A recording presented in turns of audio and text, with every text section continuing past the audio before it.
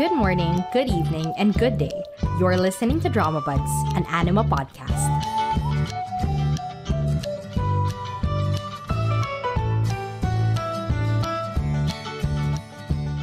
So hello everyone, welcome to today's episode of Drama Buds. It's gonna be a long one. You better get ready because I am going to be talking about my top drama of the year. I do not think anything will surpass my Liberation Notes this year. And if it does, then I'll be so amazed because I'm in love with this show in a degree that I don't think anyone has ever witnessed. Yeah, I could say this is the best ongoing drama experience I've had. So, quick background on my Liberation Notes.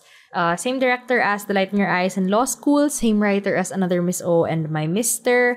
Stars Kim Ji-won, who I've watched in Artful Chronicles, Fight for My Way, and Love Struck in the City. And it stars also Suk Ku. I've seen him in Designated Survivor 60 Days, Be Melodramatic, DP, Suits, best episode of Jirisan, the only episode of Jirisan worth watching.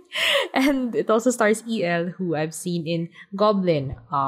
Quick summary, it's about 3 siblings living together far from Seoul, and they want to be freed from the repetitive lives they're currently living. I'm speedrunning the intro because, trust me, this is gonna be a long one. Okay, I'm gonna speedrun this.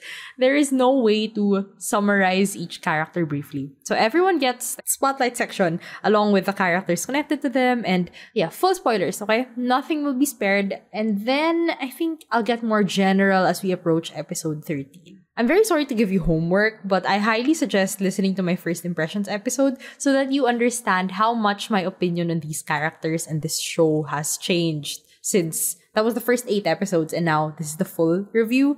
This is not actually the full review. This is part 1. There will be a part 2 because I think the writing in itself needed an entire episode.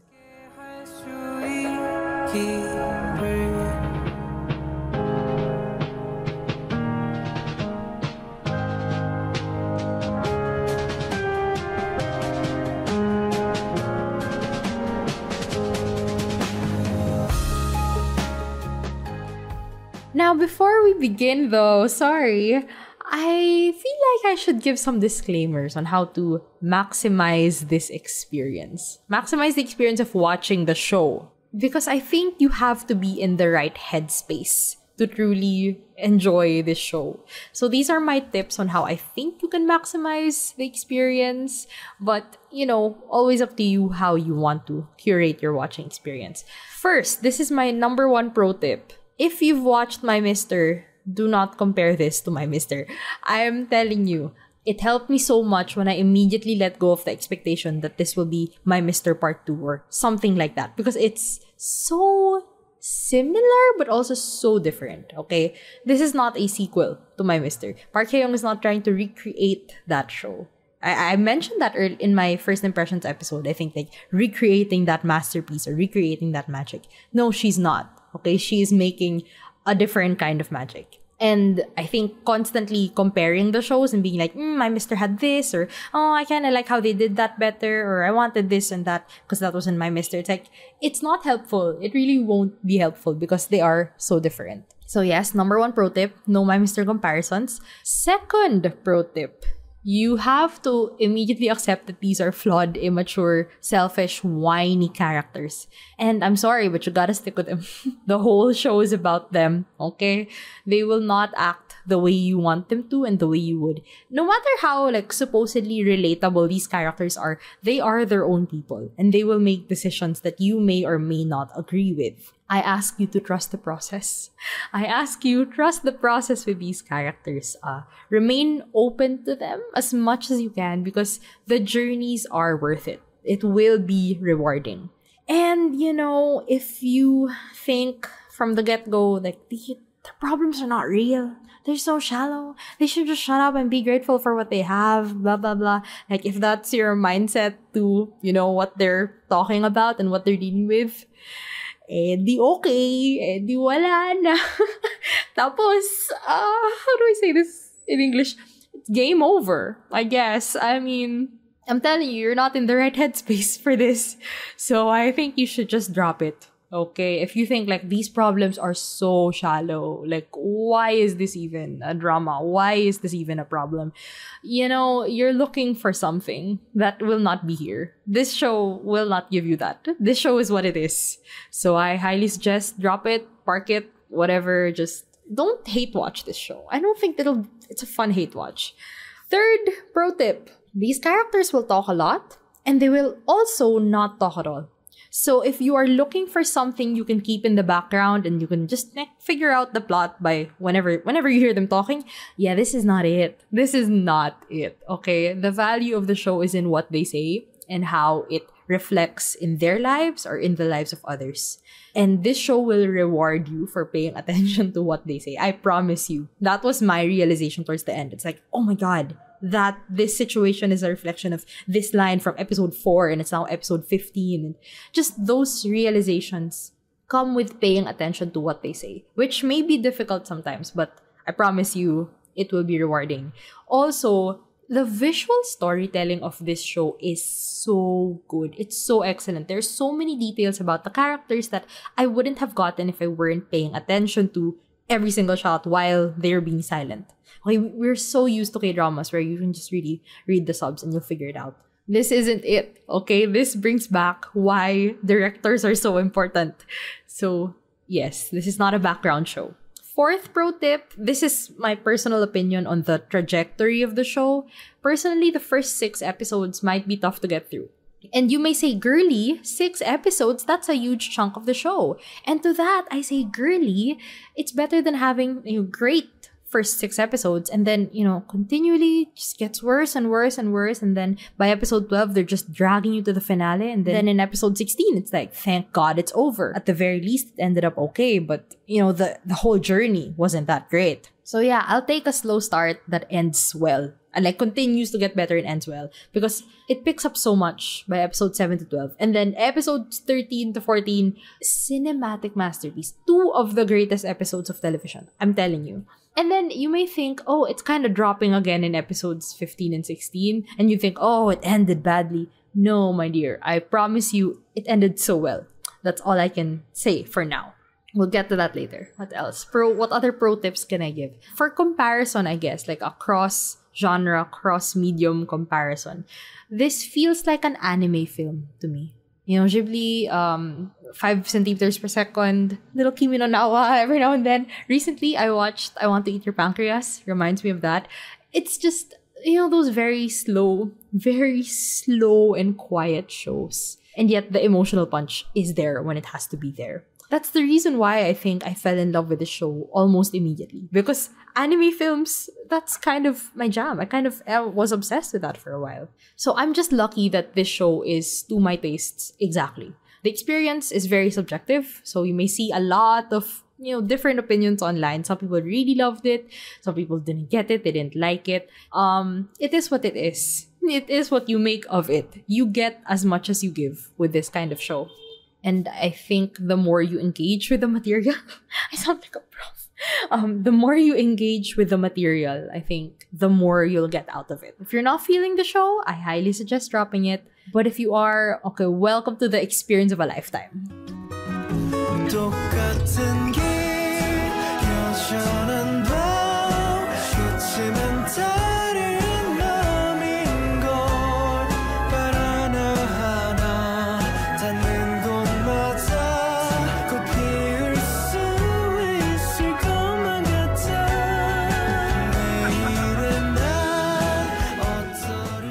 Okay, finally, done with the preamble. Let's go to the plot and characters. I'm once again going by birth order because I think it's easier for me to discuss it that way. First, we have Yeom Gi Jeong, played by EL. So she is the eldest sister, currently approaching her 40s. She's looking for love and marriage, and she has very high standards, but so little experience with men because she keeps turning them down. She calls herself a pickup girl. So this very graphic description of like, if your lover were beheaded, what would you do? Would you run away? Would you stand there and faint? Or would you pick up that head? Okay. Honestly, okay, if you ask me, I think I would just stand there and faint. Yeah, I wouldn't. I'm sorry, I'm not a pickup girl. I take that back if I said I were. I'm not a pickup girl. she's ride or die. That's what she's saying, okay? She's a ride or die loyal girl. She describes herself as a dog, okay? She's ride or die. And out of desperation, right? As a last hurrah, she promises to love anyone this winter, or she'll just give up on love and on herself. So I think the first step to Gi Jeong's whole journey was confronting her boss, Jinwoo, who had gone out with nearly every girl in their office and at least, tried to hit on them by giving them these lotto tickets. But never Gi Jeong. He's never approached Gi Jeong. So why? Why not me? What's wrong with me? All these girls and not me? And so after that, they have this really nice conversation about, what are you really looking for in a partner? What kind of romance are you looking for? It was really very pleasant. And throughout the show, he becomes her dating guru and the only person who really listens to all her rants about being lonely and wanting love and about her love life with the next person I'll introduce. And I love Jinwoo because he is the only person who seems to like listening to Gi Jeong. All her friends seem to be so sick of her rants, but Jinwoo's there. Jinwoo's our friend. Gi Jeong meets Cho Tae-hoon. This guy is Mi Jeong's coworker. He is the younger brother of her high school classmate, and he's also a divorced single father who she met when she was ranting to her friends about wanting to off herself instead of dating a single father, which she said in front of his daughter. And it's obviously a terrible start, cringe to the max. But she eventually starts falling for him. She talked to Jinwoo about what she was looking for in a man, and she's looking for someone with the right attitude towards life. And I think she really appreciates how he takes care of his daughter and his family still, and that he is a tall glass of water. Okay? So Gi Jeong, tries to befriend him a little bit. She tries to resist it at first, but she really can't. She knows she's falling. And then she confesses to him and pushes through this ridiculous plan to get into a motorcycle accident if she gets rejected, so that she feels more physical pain than emotional pain. She tells her brother and their neighborhood friend, just run me over, run me over in the sidewalk, just push me, and then I'll pretend I have amnesia or something. It's so stupid, and she's also, almost 40, and you think, my God, she's so immature. I mean, it's almost as if that's the point. It's almost as if that's the point, guys. That's episode 8. You gotta watch episode 8. It's comedy gold.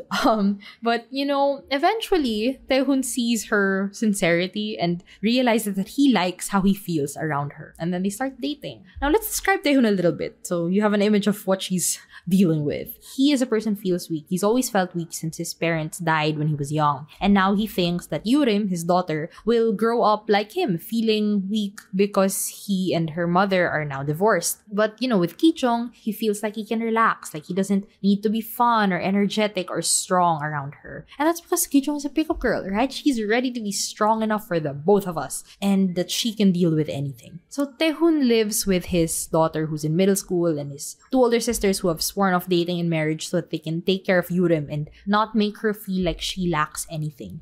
So they grew up in a similar situation, that their parents died and they were raised by their aunt, except their aunt was terrible to them. This whole setup is actually a parallel to a conversation that Gi Jeong had with one of her friends. They said something like, the family that we grew up in will be just like the family we'll have in the future. And so these siblings, the 2 sisters, they think they're breaking the cycle, right? That, no, we're gonna be great aunts, we're gonna take care of Yurim, we're gonna love her so much, she'll never feel lonely, she'll never feel weak. But honestly, they're toxic in a different way, because of how possessive they are over Yurim and Taehoon's personal life, essentially telling him not to date, to not disrupt the balance that they have as a family. Gyeongsun, the middle sister who's Gi Jeong's high school classmate, she finds out about what Gi Jeong said that night that Yurim overheard, and she makes Gi Jeong's life hell. Tries to stop them from getting into a relationship, and then constantly antagonizes Gi Jeong when they start dating. And then Yurim, the daughter, is a teenager, she's going through puberty, and to give her a little leeway and allow her to be a child, it's a difficult situation for a kid to navigate. And it doesn't help that one of her aunts is encouraging hostile behavior. So in this situation, Gi Jeong gets what she wanted, right? She wants this man, she wants this relationship, but he has so much baggage. And this surely is not the relationship she imagined for herself. So what is Gi Jeong trying to liberate herself from? I think she needs to be liberated from society's expectations of how she should be as a woman in her 40s, right? And her expectation that she should be in the perfect relationship with a perfect person. Right? I think that's a lot of her journey will deal with that. Side note, before we move on to the next character, I'm sad that Jinwoo vanished when Gi Jeong finally started dating Taehoon, because she had a good relationship with him. But that's something interesting about the show, actually, that the stories are entirely focused on the main 4 characters. So if you are not relevant to them anymore, you don't appear, right? This is not a show that's trying to tell everyone's stories. I mean, maybe they will a little, but if you're not important to their journey now, you're gone, you're out. That's something interesting to note about how this show treats characters. And I love it. I love the focus of it. You may think the show has no focus, but it is very focused in that way. But here we are, 언제부터인지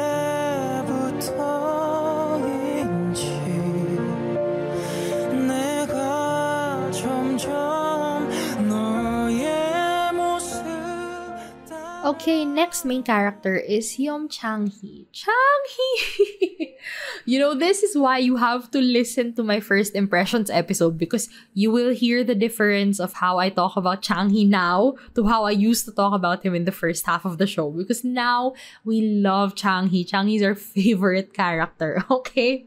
So, he is the middle child, the only son. He has a strained relationship with his dad in particular because, well, many reasons. But specifically, he bought a car years ago that they kind of had to bail him out on. Like, it was a bust. And since then, they don't trust him with finances. And his dad, like, thinks his life is going nowhere because he's right now working as a manager of several convenience stores. So he, spends hours of his day going to different branches, talking to owners, like doing menial work for them. And then there's even this one owner who takes at least an hour out of his day just to talk to him on the phone, to rant about her life, her shop, her ex-husband. Chang Hee.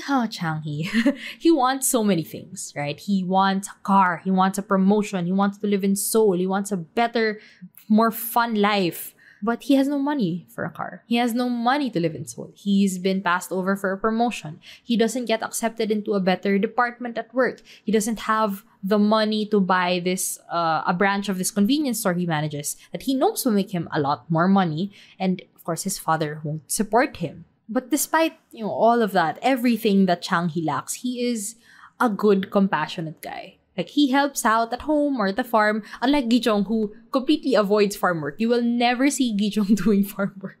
And, to Gi Jeong, he's there for her, even for her stupid motorcycle amnesia idea. Chang Hee has a solid set of friends in Sanpo. They say, like, oh, your neighborhood friends, you didn't really choose them. They're like family. They're just there. They're the only ones that are there, so you're forced to be around them. But, genuinely, these guys hang out. They like hanging out. They're actually friends. What else about Chang Hee? He's very dedicated to the branches that he manages, even if it takes so much of his time, even if he doesn't have to restock their shelves or clean out their freezers or whatever. He just puts in that work to help those people. In the office, his coworkers like him. They like working with him. But Chang Hee's self-esteem stops him from having stable romantic relationships, I guess. We meet him, actually, when he's breaking up with his girlfriend. And Chang Hee self-sabotages. He is a self-sabotager, okay? Instead of being broken up with, because he thinks like, oh, she's going to realize I'm beneath her. I'm not good enough. I'm never going to be enough because I'm this and that. Instead of getting broken up with, he does it first, right? It's like, I will not be left behind. I will leave, right? I will be not exactly nasty or something, but I'll find some excuse to break up with this girl just so that she doesn't stay long enough to realize how inadequate I am or doesn't make me feel that way, because I already feel that way by myself. And then someone in the office is kind of interested in him, kind of flirting with him, but he refuses to pursue that because he knows that his issues with himself and his situation will come up anyway. So what's the point of doing this? She's going to want more in the future and I will not be able to give more, so I won't even try. I was frustrated with Chang Hee's character for so long because all he did was complain and do nothing about it, right? His scenes were either monologues about his low self-esteem, his observations about the people around him, or his hatred for Arum, this coworker who sits beside him, who's actually very similar to him, okay? They're both managers, they're both being passed over for promotions, they both talk a lot, You know, something Chang Hee realizes in the middle of his rants that like, I talk a lot, don't I? Yeah, you do, Chang Hee. So why do you hate her so much if she's exactly like you? I also did not get that for a long time, and I was not paying attention to his character at the time. I was really annoyed by him. And the only thing he gained from that whole arc was realizing that he hated her because she had money. Her dad bought the branch that he wanted, right, that he was managing and he knew would make money for him. But his father refuses to ever support him with anything. So, yeah, maybe there was more to this arc than that because I wasn't paying attention to him at the time.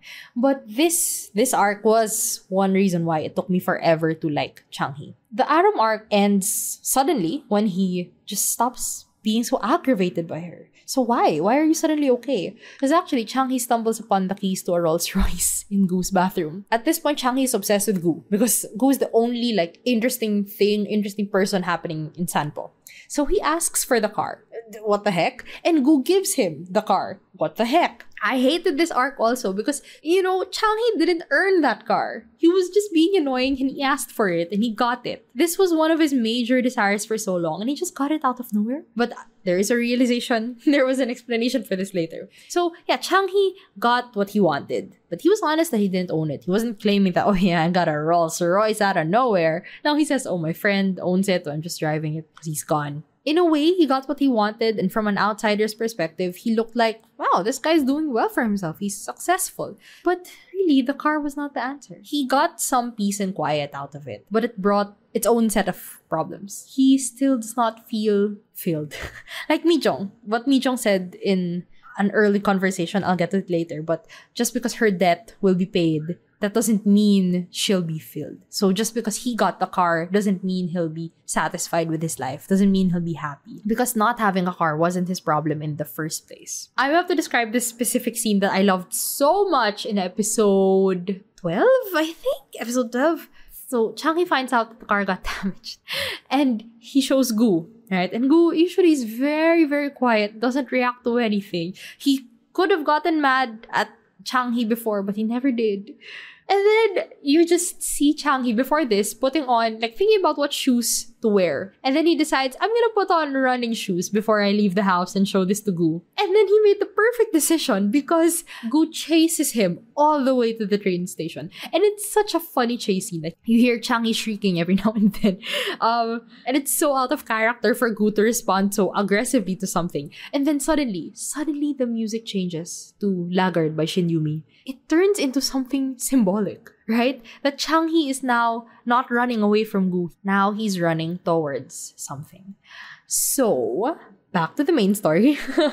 To introduce a side character that's important, they have this neighborhood friend, Hyuna, whose family moved to Seoul long ago, but she still visits Sanpo every now and then, or they meet up in Seoul. She's closest to Mi Jeong, but she's very close to Chang Hee also. Now, Hyuna doesn't think much of herself, and she settles for whoever, even if those relationships are toxic and abusive. Which is a great contrast to Gi Jeong, who thinks very highly of herself and has high standards, but no relationships. And so Mi Jeong has these conflicting Onni figures, older sister figures that give her different advice on how to live her life and date.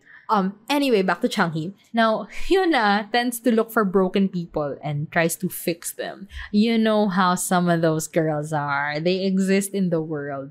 And now she's with one of her exes who's dying.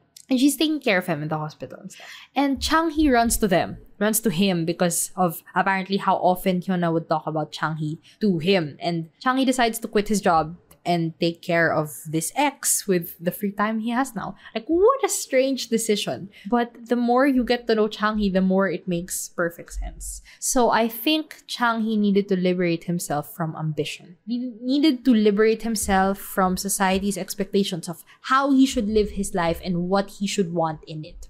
Because for the longest time, Chang Hee was aimless, but he was stuck in this dead-end corporate job. And after quitting, yeah, he was still aimless, but now he's free to explore whatever purpose he's meant to find in life. That is what Chang Hee is looking for.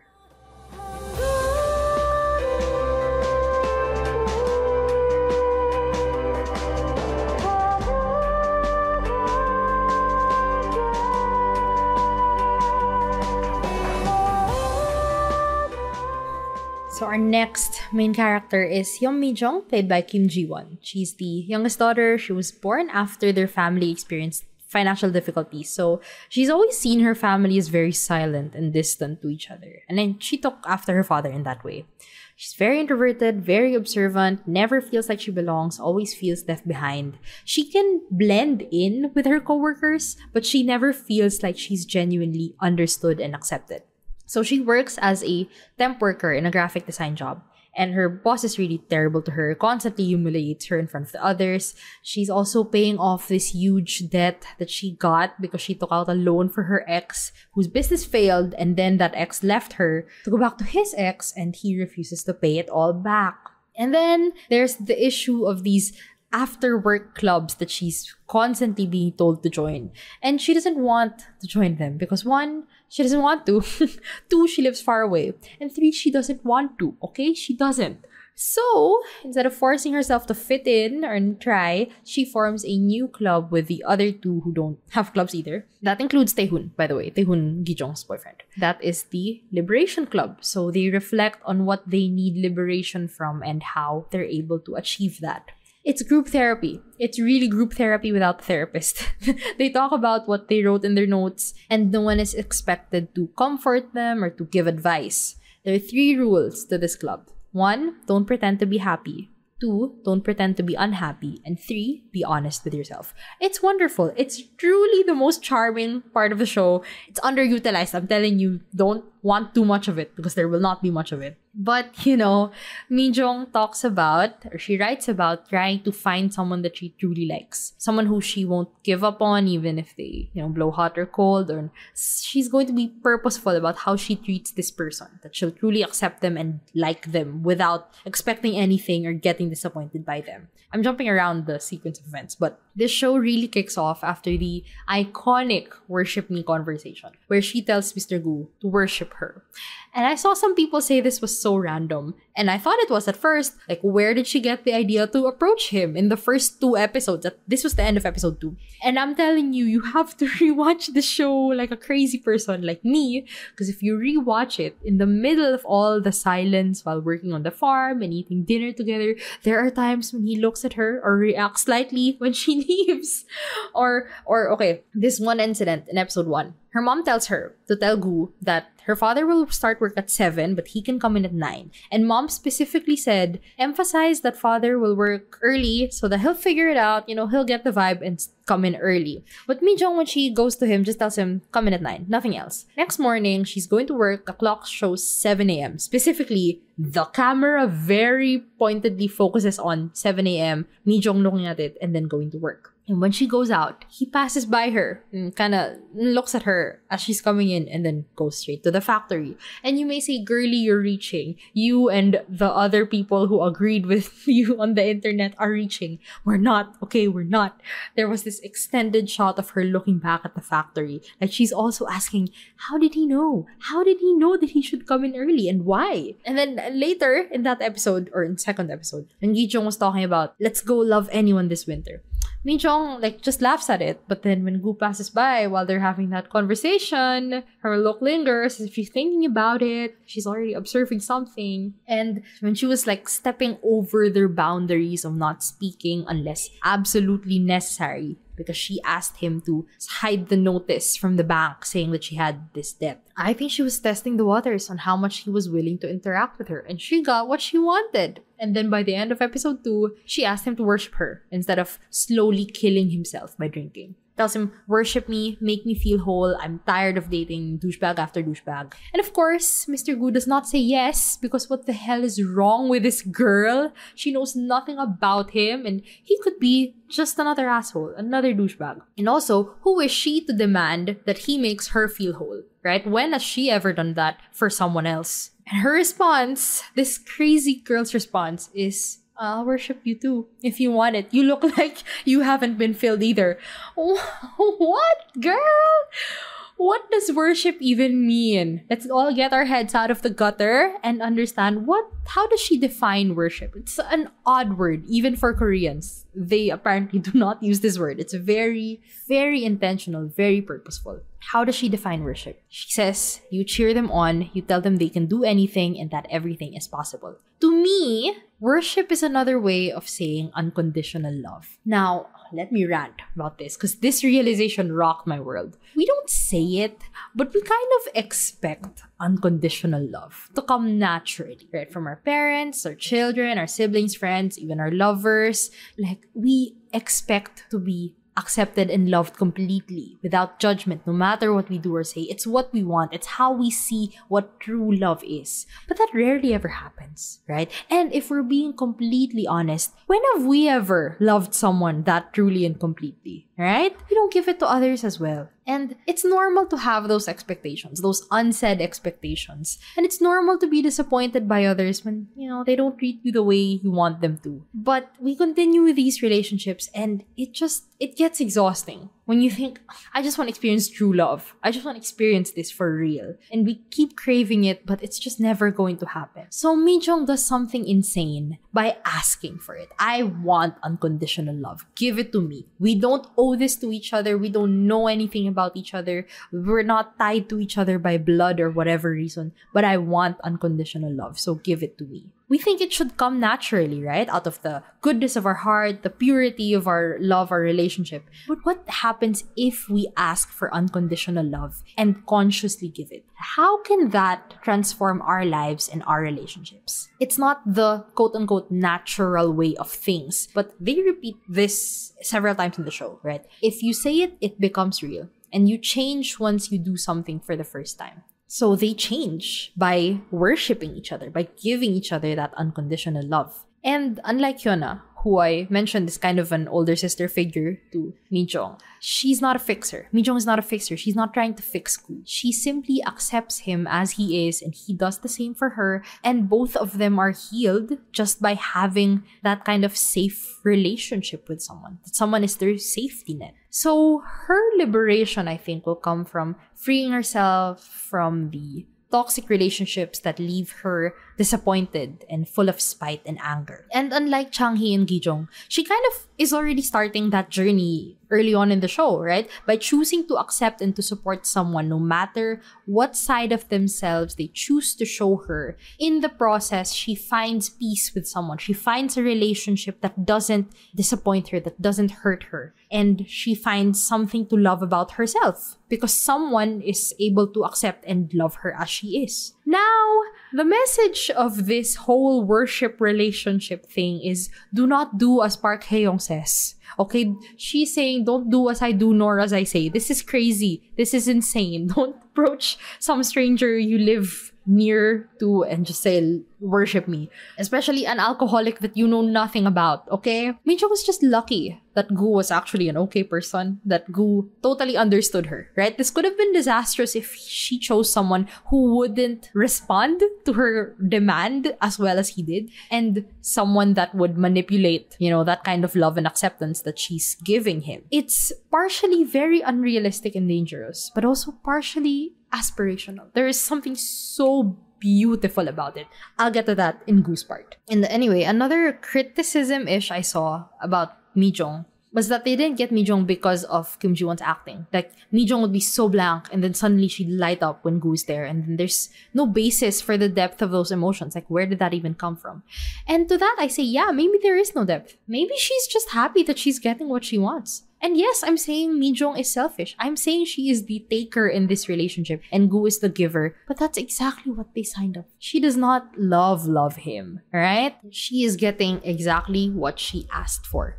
And honestly, Gu is getting more out of this relationship by giving, because he ends up genuinely liking her, liking how differently she thinks, liking how similar they are, and how they see each other so clearly. More on this in Gu's part, but just being seen and understood by her, that she calls him transparent. She thinks she knows pretty much everything she needs to know about him. That's such a huge comfort to him. So yeah, Mi Jeong is selfish, but even in her selfishness, she is able to contribute to the worship relationship. It's wonderful. More on this later.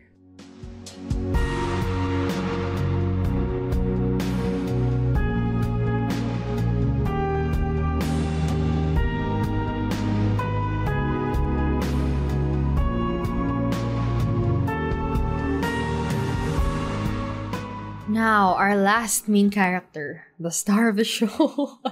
We have Mr. Gu, played by Suk Ku. So he is a mysterious stranger who moved into the house beside theirs and drank the whole time during winter. And then the Yeom parents, they approached him and asked for his help in the factory and the farm. That was their way of like saving him because he was really going to drink himself to death. Gu does not talk to anyone. He just works and eats with them. That's it. Every night, he buys 2 bottles of soju, he drinks, he walks back to the convenience store, buys 2 more, and then drinks until he passes out. And then much later, like there's a lot of mystery and, silence with him, but we find out eventually that he used to be a host in this host club. And he rose up the ranks to be their, debt collector for this Chairman Shin, who has an empire of clubs. And he lived with this girl who was severely depressed, and he tried to get her to go to therapy. But the metaphor he used was too graphic, and she ended up ending herself.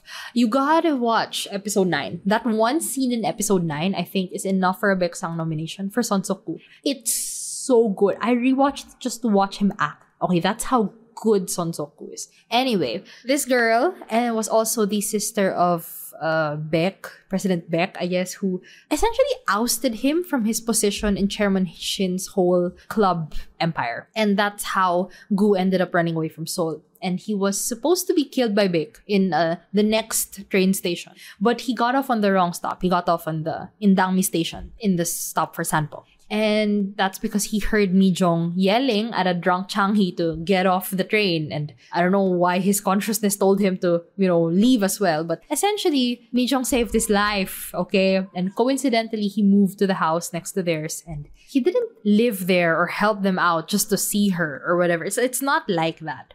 But, the interest was there. That's why I'm saying in episodes 1 and 2, there was something there. Because the flashbacks came in like end of episode 9 or 10. Give context to that. Like, oh man, that realization, you had to go back to the first few episodes just to see like, was he really interested in her? Was there something already there? Fascinating. Anyway, usually I would hate a fated connection, but this time I love it because it's not actually about them. It's about Chang Hee, who is always in the right place at the right time. More on that in the future episode analyses, but it's a Chang Hee thing. It's not about them. So anyway, going back to present, through his relationship with Mi Jeong, we see him slowly getting his life together. And he's drinking, I'd say a lot less, right? He's not drinking enough to hurt himself because he used to hurt himself. And it's not because Mi Jeong asks him to change, but because he decides to do it. Her worship of him, for me, follows the concept of unconditional positive regard. Let's have a lecture today. So I copied this off the internet. But unconditional positive regard is the attitude of complete acceptance and love, whether for yourself or for someone else. When you have unconditional positive regard for someone, nothing they can do could give you a reason to stop seeing them as inherently human and inherently lovable. It doesn't mean that you accept every action taken by the person, but you accept who they are at a level much deeper than surface behaviors. According to Carl Rogers, problematic behaviors like drinking too much aren't altered with confrontation, judgment, or punishment. They are remedied with compassion, understanding, and acceptance. So unconditional positive regard restores hope by showing us that we are loved and accepted. And from Roger's lens, when people feel safe, honesty follows. And being honest with ourselves and others is crucial for change. And paraphrased quote, I copied this off the internet, okay? I do not need to cite my sources. I'm sorry. But God, what a lovely concept. I remember when I first heard that in class, I teared up because like, what would it feel like to receive unconditional positive regard, man? Anyway, I love it because it's a contrast to what he did with his ex, right? He was well-meaning. He was well-meaning when he told her, like, get help, get therapy. But it was pushing her when she, wasn't in the space for it. Wasn't in the right headspace to listen to it. And it made things worse. I think after hearing that story from him, Mi Jeong knew that she couldn't do the same to him. That she also could not push him if he didn't want to. So she'll just continue worshipping him by accepting him. And though it may seem like, as I mentioned earlier, that he's doing more in their worship relationship, her acceptance of him is enough. Her saying that she understands him, that he is transparent to her, is enough. He's also never felt understood, like her. He's also had to put up such a hard exterior to make it through his days because he hated his job and hated his life so much. But Mi Jeong said she saw right through him, and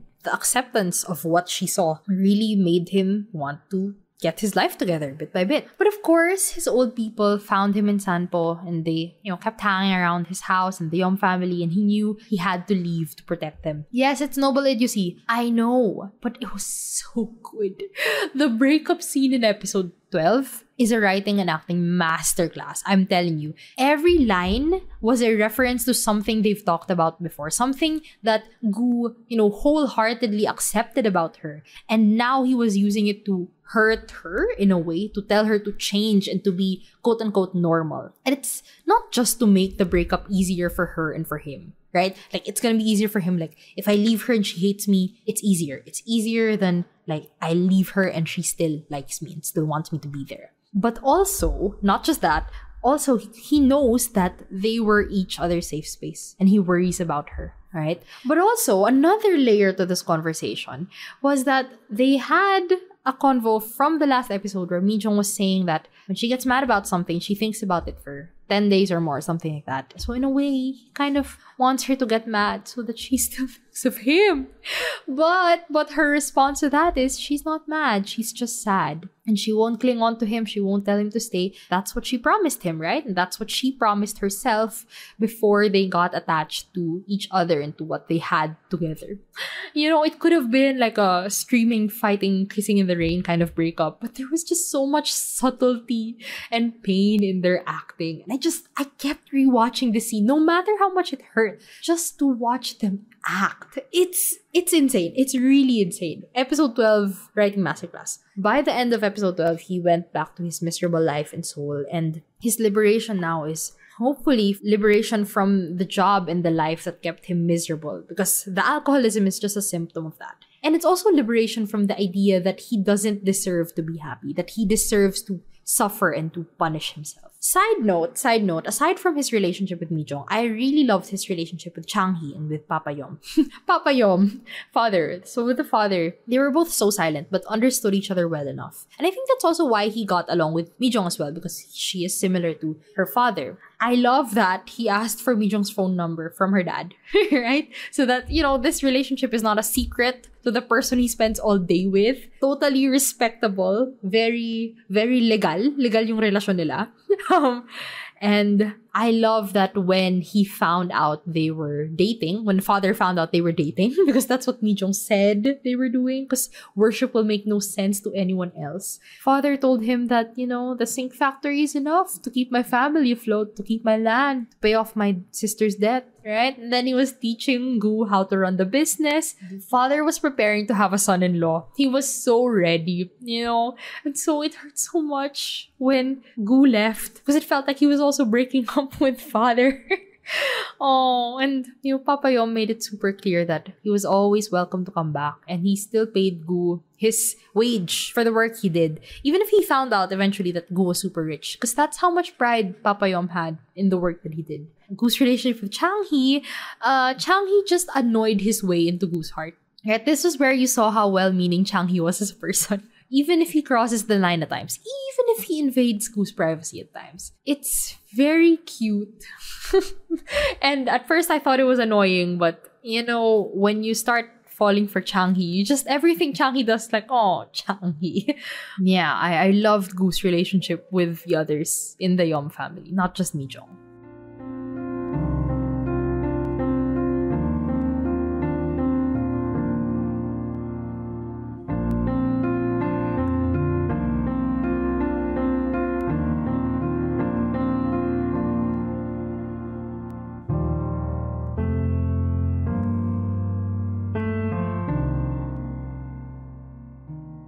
So I told you that everyone had enough going on to get their own spotlight, but now we converge for episodes 13 and 14, two of the greatest episodes of television I've ever watched. We jump straight into Gangster Gu's life and see how different he is in his job. His drinking has gotten so much worse. He gets loud and violent when he collects money. And it's such a contrast to Gu in Sanpo, who was quiet and he never actually got mad, even though you knew he could.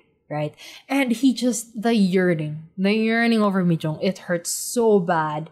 And it was also longing not just for her, but for Sanpo, for everything that life represented for him, for the happiness and the peace that he finally felt like he could experience in there. And I love, this is a directing thing, I think, but I love how you can't tell how much time has passed in his scenes because that's how repetitive and miserable his days were. Plus, of course, the constant drinking, I'm sure he can't even tell what day it is at this point. Then we go back to the Yeom family a month after Gu left. And we find out, Chang Hee quit his job. It annoyed me, really, that this was shown in a flashback. But, I mean, it's not like it was out of nowhere. He always wanted to leave. It's just unfortunate that it happened during the time skip.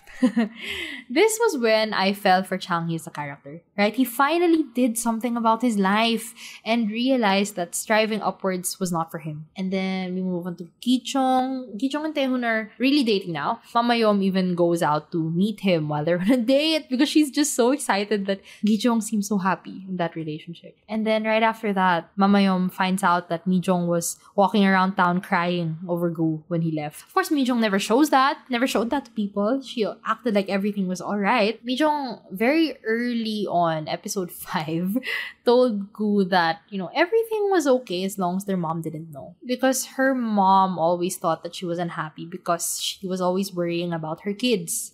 Mom never did anything for herself. She was a housewife 24/7. At one day, I think she went to church, saw her child. She was happy for Gi Jeong, she was worried for Chang Hee, and she was sad about Mi Jeong. And then she took a rest. She was making rice for them, and she just took a nap. And Chang Hee found her, and she never woke up. It was such an emotional gut punch because of the directing. Gu and Mi Jeong had this beautiful, parallel sequence of the two of them riding the train to Sanpo, where Mi Jeong was hoping that, when I turn this corner, when I see the station, he's going to be out there waiting for me. And he was, except he was 2-3 years too late, and he found out that mom died, dad remarried, and the siblings all moved to Seoul. When he arrived to the house it wasn't super lively and happy before, but now it was just completely empty, devoid of anything.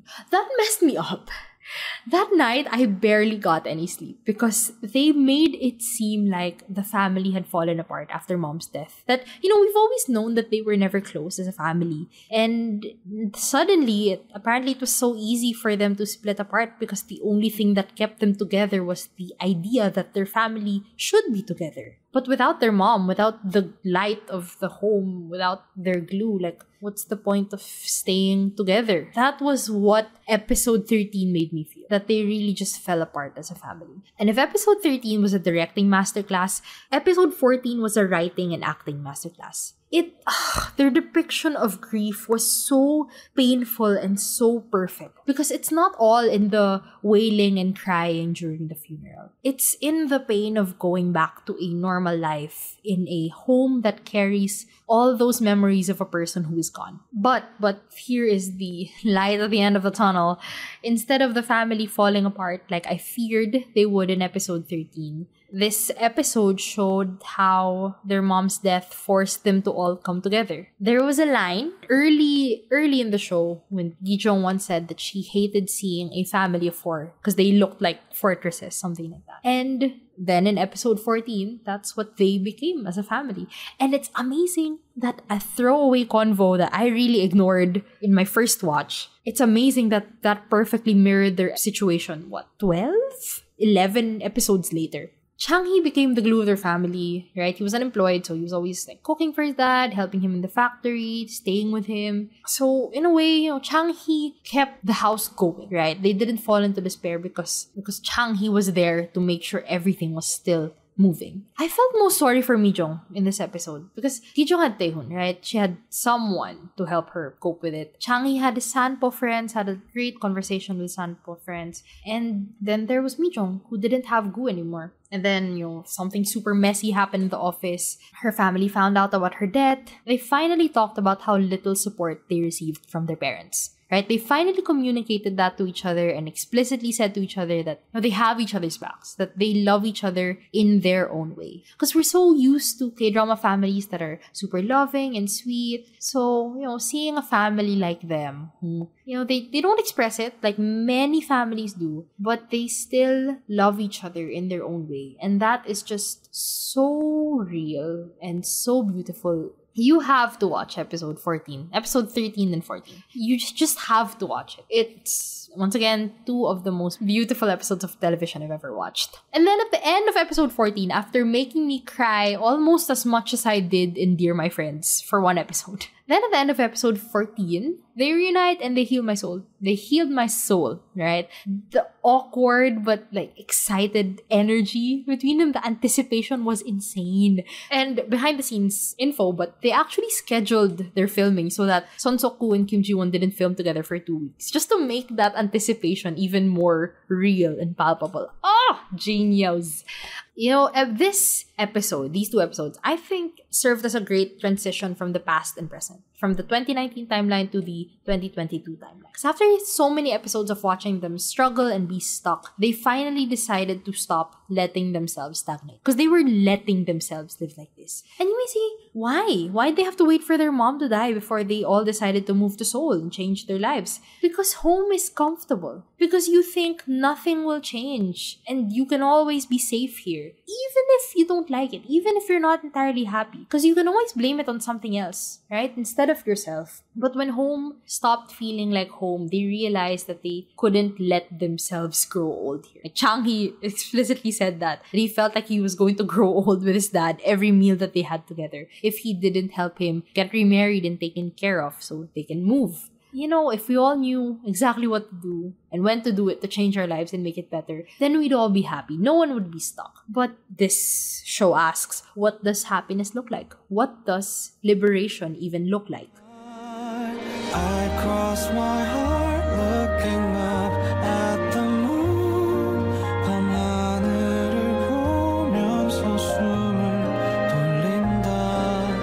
All 'cause you're by. So now we move on to the finale episodes. We jump straight into their lives in Seoul. And they finally did the one thing that they thought would change all their lives, but that does not mean their problems were solved. Gi Jeong is going strong with Taehoon, but his family is still as toxic as they were 2 years ago. He says they'll get married in 10 years, but she'll be 50 by then, okay? And she doesn't want that. Taehoon does not put her above his family. He also won't break up with her, right? And she doesn't want that either. But Taehoon he's in a difficult position, okay? And for Gi Jeong, this is not the relationship that she wanted for herself. Chang Hee now owns a convenience store. He's working for himself. He has the time to explore his interests and his fascination with Seoul. Even if he has all that, you can see how quiet he is, how lonely he is. They revealed in flashbacks that Hyona's ex died, and he and Hyuna, they got together in the time skip but broke up eventually.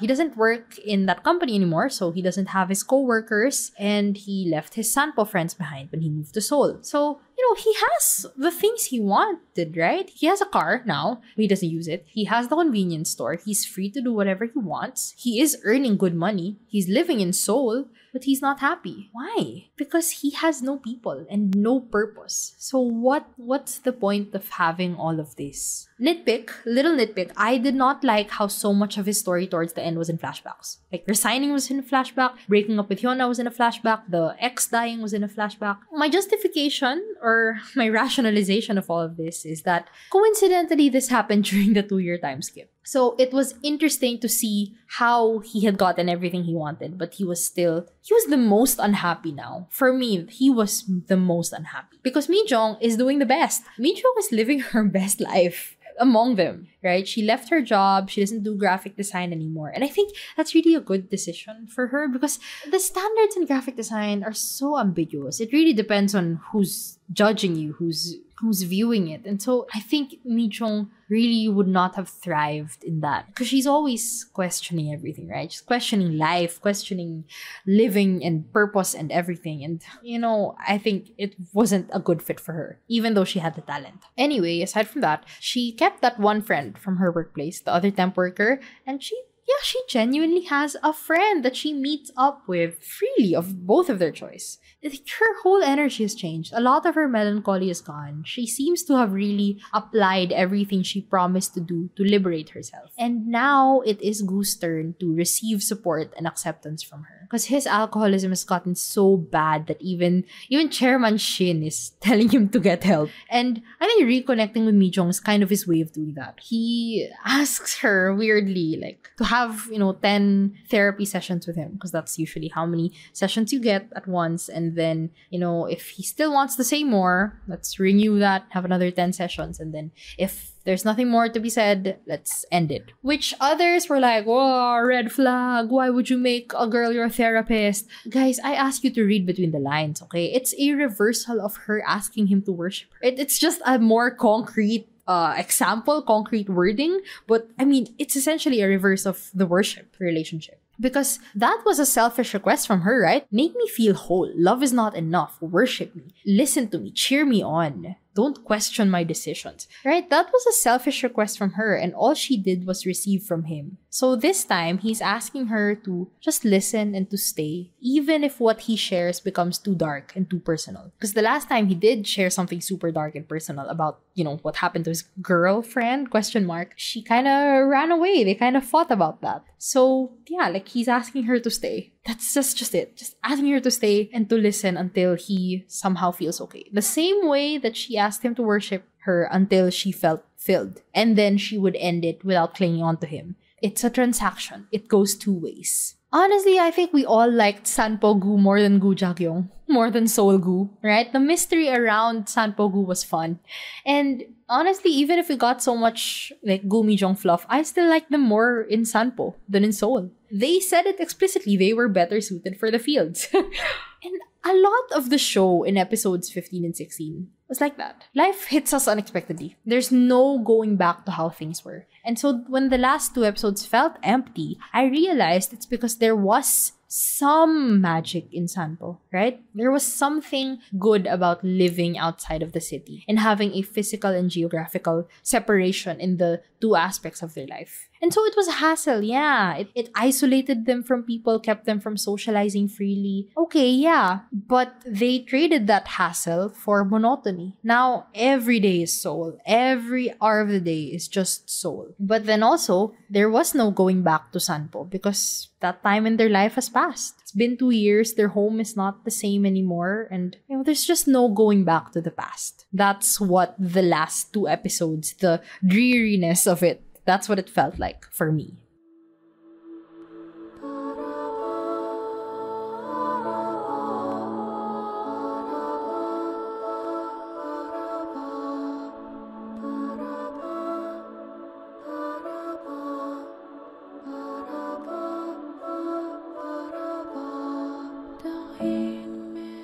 Now the ending.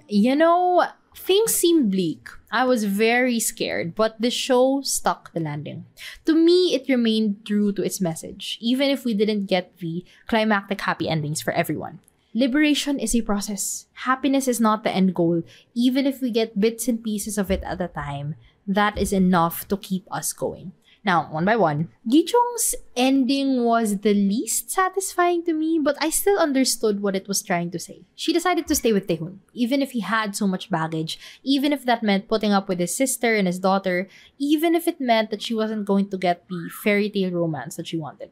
And some said that, she didn't experience any growth, but I disagree. Because we always imagine growth as going from point A to point B, and point B is so much better. But sometimes it's about staying where you are, growing from your naivety, and remaining firm in who you think you are, right? Gi Jeong is a pickup girl. She calls herself a pickup girl. At first, it was from a place of inexperience. And she couldn't distinguish if she loved Taehoon or pitied him or was just so desperate to be in a relationship. But now she knows it's difficult. It's not what she imagined, and it will continue to be that way in the future. But she is staying because she loves Taehoon, and breaking up with him would hurt her too much. Like, others wanted her to break up with him and realize that, she didn't need the love of others or whatever. But that would make no sense with her overall story. Not once did it ever seem like Gi Jeong did not want to be in a relationship and that she would be better off without one. The show even explicitly told her that, love will not be happy and romantic all the time. And,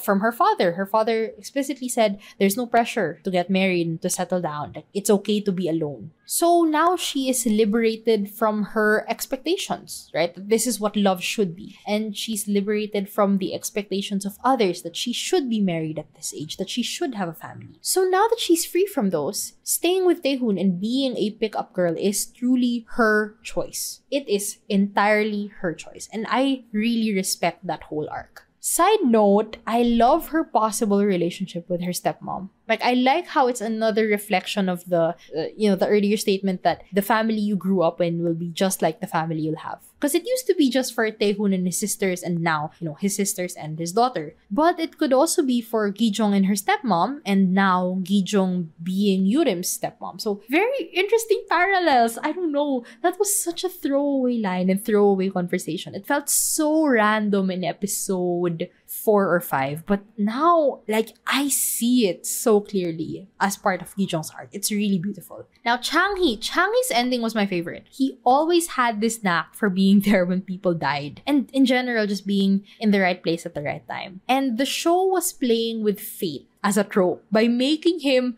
aware of it, right? It's like, I usually get annoyed when main characters are there conveniently for some reason, but the show pokes fun at it. And it's even funnier that Chang Hee, being Chang Hee, who is so self-aware, who talks through all of his feelings, he becomes aware of his own, like, psychic energy. It's so funny. And it's amazing that he ended up accidentally walking into a lecture about becoming a funeral director and realizing that maybe this is his purpose. It's so ridiculous, but it's so Chang Hee. He gets to be kind to others. He gets to support others through a very difficult time. And he just gets to be there for people in a way that he wants to be, in a way that he's always been, even when he was a convenience store manager. So yeah, just a perfect ending for Chang Hee. Great ending. Mi Jeong, I thought Mi Jeong would stagnate to the end because her role was now to be Goo's support. But they gave me one last emotional tidbit that really hit me a little too hard, dare I say.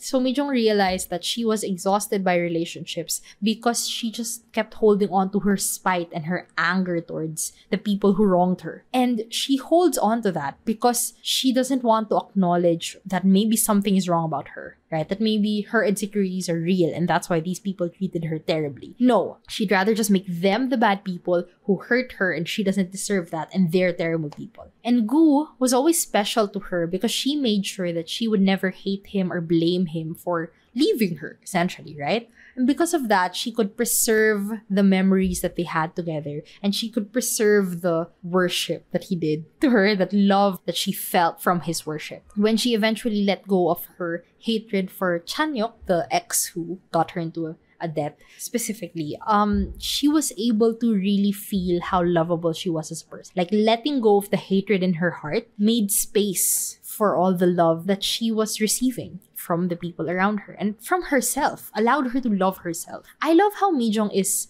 an unreliable narrator, the way we are all unreliable narrators in our lives. Her hatred and her spite for others clouded her view on herself, even if she was trying so hard not to blame herself for the situation. In a way, hating that person still constantly reminds you of what happened and will unconsciously, subconsciously remind you or make you feel like it's still your fault, no matter how hard you try to not think about it that way, right? It's like, don't think of a pink elephant. Well, damn, it's there. Mi Jeong looked back on her old diaries as a kid because she always thought that even as a kid, I was like this. I was this introspective and melancholic. But then when she looked back on it, it's like she was a normal kid with normal interests and feelings. She felt so much love. She felt so much passion. And her spite, her anger, had colored her view on her whole life and herself and everyone around her. I remember early episode, when the Liberation Club started, the other member was talking about how people in situations will always make you mad. So you just have to change. But he doesn't want to change. He doesn't want to let go of his anger because it's reasonable. It's right for me.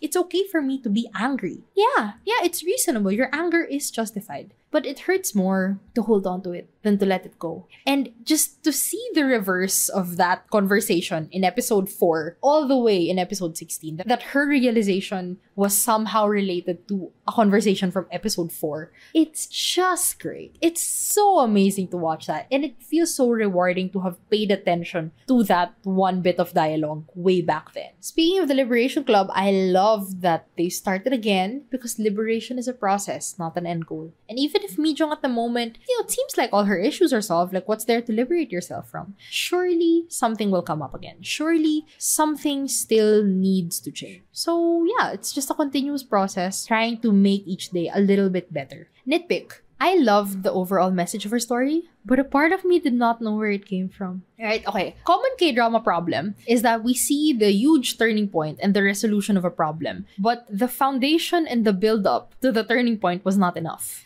In this case, I feel like the foundation is there, like so much foundation, and the conclusion is great, but the turning point to me wasn't clear. Once again, it may have gotten lost in the time skip, though you could always say that she's always been aware of how relationships exhausted her. She put in the work. She's been putting in the work since, the whole worship relationship. And the final verbalization of her issues, just putting it into words, it just took time. And then, of course, tying back to the theme of the Liberation Club, they talked about how, figuring out the problem first might be one step of liberation already. So even if they can't do anything about it yet, just knowing what's wrong is a form of liberation. So there definitely was enough justification for it. Maybe the turning point wasn't like a huge incident necessarily, except for her forgiving her ex. But getting to that point, I guess there was enough build-up. Okay, fine. Sorry for the nitpick, but someone might share the opinion. Now, last characters ending. Gu. Gu just made me feel anxious. I thought he was either going to die or break up with Mi Jeong, and yet they'll say like, oh, that's part of their liberation. Essentially, he has a lot of anger and guilt over the people in his life, or the people who were in his life. But instead of just being sad about it, he uses alcohol to cope. So hearing Mi Jeong talk about her own ways of dealing with things, collecting the few seconds of happiness and of peace that she feels, like letting go of her anger, laughing in the face of her demons, her advice helps him find small ways to make it through without drinking. And the symbolism behind this entire final sequence is incredible. People on Reddit will do a much better job of explaining it than me. I'm very sorry, but it's really gorgeous. Others criticized the ending for not showing him overcoming his alcoholism directly, like saying, Park Hae-young, you're a coward. You didn't know how to fix it, so you just said, he's starting the journey. That's good enough. But you know what? I think if he had actually fully overcome his alcoholism, that would have had a worse message. And people would claim, oh, it's a love fixes all story, right? If he got better immediately, it would be very unrealistic and harmful, right? The message would be harmful. You're saying, like, all you have to do is meet the right person and you'll be fixed. Yeah, I think this was enough of a change. There were enough signs that he was going to change, or at least try to change. I also disagree with those saying that Yeom Mi Jeong's relationship isn't healthy. It's surprisingly incredibly healthy. Okay, I don't know why people want people to suffer alone. And why do you guys want people to suffer alone? I agree he should get therapy. Yes, therapy can help. Do not call me anti-therapy, okay? I want to be a therapist in the future. I'm gonna study to be a therapist in the future. I'm not anti-therapy. But my perspective is that your life circumstances and your support networks greatly help on the road to recovery. Like, therapy alone cannot solve your problems, because you'll be equipped with mental skills to try and overcome what you're going through. But I mean, if the situation hasn't changed and you're still alone and you're dealing with it on your own, and you also don't really want to go to therapy, you can't force someone to do it. You cannot force someone. They have to want it. And if you force someone, they're going to be resistant to it and it's not going to work. So, I think it's important. It's important for him to have this relationship. And sometimes I think you guys, you're saying, oh, she should get away from him because he, is an alcoholic and this and that. Like, you realize you're kind of saying that people suffering from alcoholism don't deserve love and support until they get better. You realize kinda that that's what you're saying? Especially in the case of someone who really feels isolated, someone who has had to develop a tough exterior to survive. You would deprive him of a relationship with someone who sees through him and still accepts him? and someone who he also understands and accepts as well. Like, it's a two-way thing. She's also positively influenced by their relationship. Totally different situation if he were like abusive, right? If he were hurting her, if he were emotionally manipulating her into staying with him, saying like, I'm gonna die if you leave me. I can't make it through without you, right? If he were saying things like that, then yeah, girly, run for your life. But, he's not. He's really only harming himself. And surprisingly, Mi Jeong is strong. She is a strong girl, okay? She can support him and accept him fully while still having the strength to deal with her own issues, right? So, yeah, Curly has the mental strength, the fortitude to deal with her issues while still being there for him. So I don't think it's harming her to be there for him. Nitpick though, or something that genuinely pissed me off, Mi Jeong, don't buy him alcohol. I understand accepting him. I understand being there for him. But don't be an enabler, sis. Come on. Ugh, that really bothered me. That I could not accept about the character. Anyway, going back to the ending, I'm so sorry. I disagree with people who say this is an open ending. It seemed pretty clear to me, right? So what happened was, Hyunjin, Goo's Hyung in the club industry, had a gambling debt and he ran away with Chairman Shin's money from the club that he manages. So Goo calls him, explicitly says like, I forgive you and you're free to come back. I want to see you alive.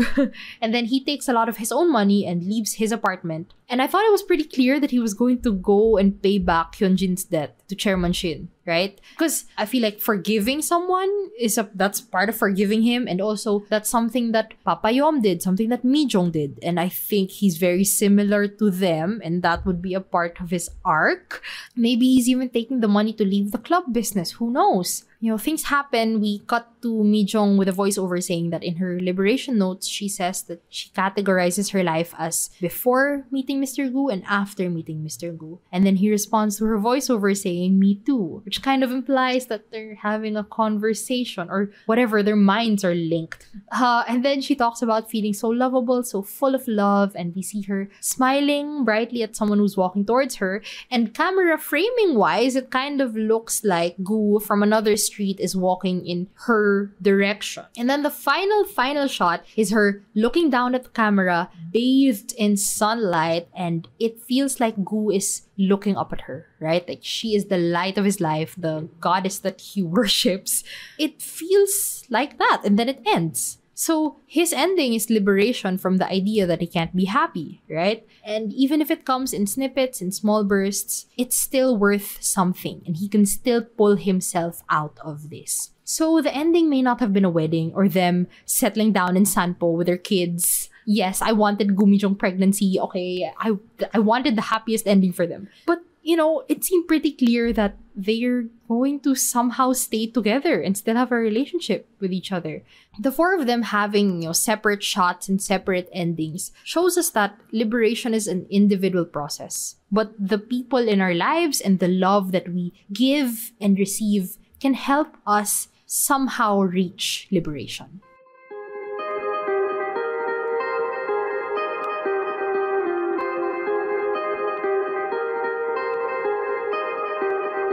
One, two, three, don't count the rest no more. Here we... I love this show, even if it is a walking contradiction. It's both pretentious and also incredibly authentic, right? It's both grounded in reality and yet so metaphorical. And the thing is, it's not trying to be all those things. It is all those things. It's not confused about what it is or what it's trying to be. It does not lack identity. This show knows itself. And this is exactly what the writer and the director wanted the show to be, right? It was written before they started filming. It was pre-produced before it started airing. Like, this is exactly what they want it to be. And I just have so much respect for how they made this vision come true. This could have been one of the shows that I criticized, saying it's better as a novel than it is as a drama. Many shows are like that to me. But, the directing and the acting are so superb that it is worth watching. It's just so good. The writing is actually the most polarizing aspect of the show. Some love it, others hate it. Many love how relatable it is. That's one of the buzzwords that makes me roll my eyes at this point. When others don't think that it's compelling enough for TV. This is most evident in the conversations or in the monologue. Right? Because the first few episodes had so many monologues and it didn't feel like they were even listening to each other. It didn't feel like there was any point to this. They were just talking, barely to each other, just at each other. And the writing for me only started picking up when I started seeing how their conversations mirrored their lives or the lives of others. And that took a lot of time and a lot of patience and attention. I had to pay so much attention. And then, recently, I've been talking to my sister, to my friends, and I realized that I talk so much. And my friends, the people around me talk so much too. We have conversations that last for hours. And the thing is, we talk exactly like the people in my liberation notes. One person monologues, the others kind of are listening, not really,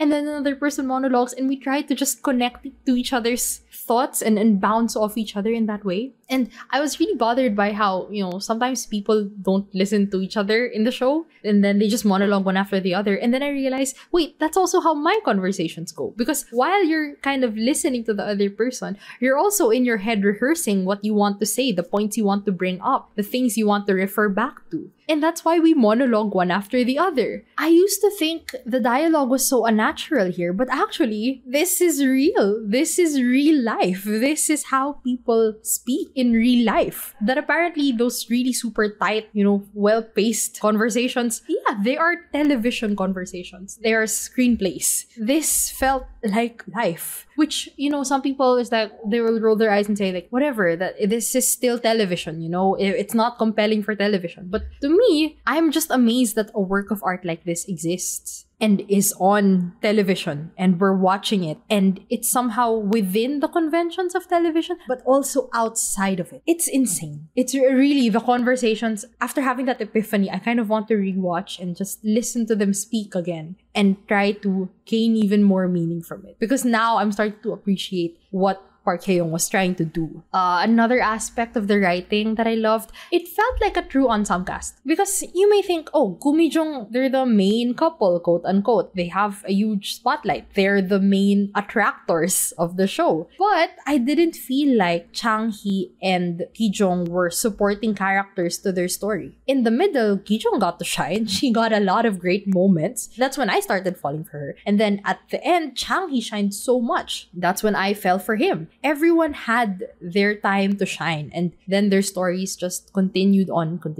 So yeah, even if Yeom Mi Jeong is, you'd say, the main couple, some people are here because they really love Chang Hee. Some people are here because they love Gi Jeong. Whether or not you enjoyed one person's story as much as the others, they are all equally important to the whole flow of the show. Anyway, in general, your mileage may vary with the show. If you don't like how the dialogue flows or how it's just a bunch of characters going through their lives. This is slice of life. This is the genre. And then the directing and the acting, they just follow what the writing asks of them. So even if those aspects are undoubtedly perfect for me, really, the directing and acting are so good. If the writing doesn't click for you, you may not see that. But for those like me who loved it, this is a show that creeps up on you until you are so immersed in it. And it is a show that gets better with a rewatch because there are so many things that you may have missed. Not in a, what's happening in the plot way, but in this was what this character was talking about, or it reflects in their lives in that way. Once again, with this show, you get what you give. This is infinitely more fun when you truly watch it, focus on it, and try to understand these characters, right?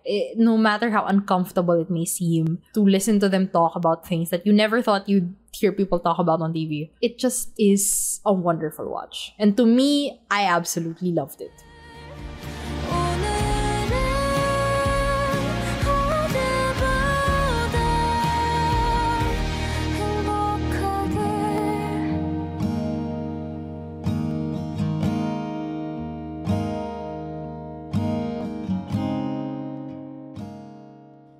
yeah, that's it for me today. Just today, because next time I will have another My Liberation Notes episode and I will talk more about the directing and the acting, and I'll make comparisons to other K-dramas because it had to come, it had to happen. I resisted all this time, but we're gonna make some comparisons soon. I knew this episode was going to be long, but damn, I did not think it would be this long. Thank you so much for listening, and I will see you soon. Thanks for tuning in. Feel free to leave a comment, like, subscribe, follow, and tell me what you thought about today's episode. See you soon!